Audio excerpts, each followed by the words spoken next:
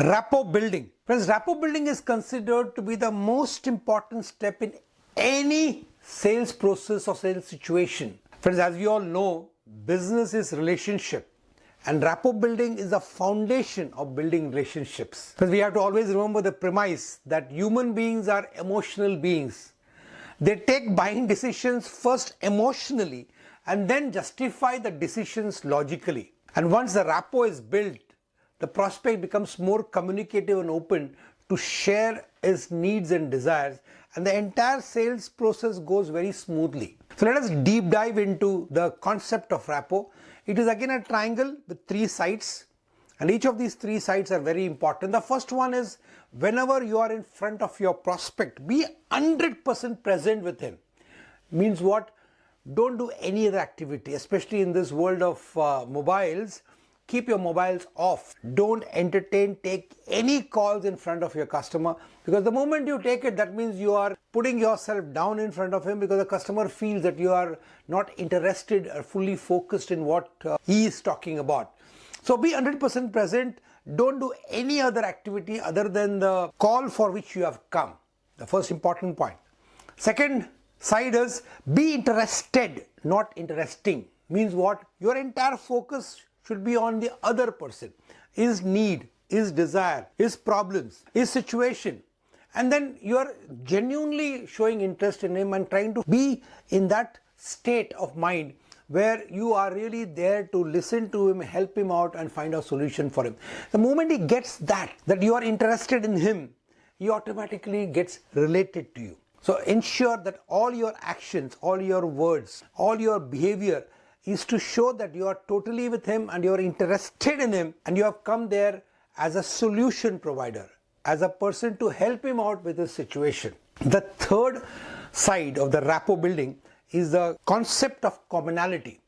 It is always said that before you go for a call, as we have said in the pre-sales rules, that you have to find as much information as possible about the prospect whom you are visiting. Dennis Whitley, one of the International Hall of Fame trainers, says that you should get at least about 64 information about your prospect. As many as possible. You know everything about his background, his family, his likes, dislikes, where he origins from, what is the status of his business, so on and so forth. Once you get as much information as possible, then you can relate to him by sharing some of the commonality that you have. It may be in terms of your interest, hobbies, professionally, family-wise, socially, culturally. And once if you are able to communicate that commonality with your customer, and once the customer understands and appreciates that commonality, immediately a rapport or a bond is created, which can go a long way in making the prospect like you, open up with you and become more communicative, and he then emotionally starts getting attached to you. And this is a big advantage, especially for your sales process. As we say, rapport building is a part of the warm-up stage, and after the warm-up comes qualification, where you ask him questions about the specific needs, desires and problem that he is facing. Friends, one more way, as we all have seen in the psychology of customer, is the concept of likability, which is also closely related to rapport building. And as I said, rapport building and likability, they are all learnable skills. No human being is born with it from the womb of the mother, but you have to consciously learn the knowledge, put it into practice, develop that skill of becoming likable, or develop and hone the skill of rapport building. One of the best principles or steps or guidelines which has been given is by the Dale Carnegie sir in his 9 ways to make people like you. He has given those 9 steps which I consciously feel each one of you should read it, know it, practice it and master it. And they are: do not criticize, condemn or complain. A very important thing. Avoid these 3 C's. Always be positive. Always focus your attention on what is good rather than what is bad. So if you can avoid criticizing anybody or condemning or complaining, automatically you are warding off the negative energy. Give honest, sincere appreciation. Friends, remember, every human being likes to be appreciated, but this appreciation has to be genuine. Third is arouse in other person an eager want. What this means is be focused on the other person and find out his exact need, desire, problem, and once you are able to focus and identify that and talk to him about that, he would be interested and become genuinely interested. There should be no facade of superficiality. You are interested to him as a human being and you are there genuinely to help him.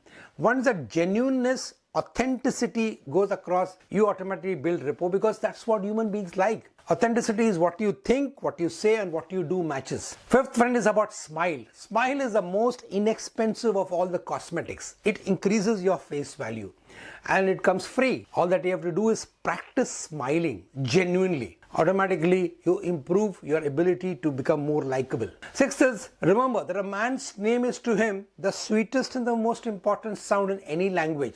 So develop the art and the science of remembering names. And once if you know how to remember names and call the other person within his name properly pronounced, this again leads you to a big advantage.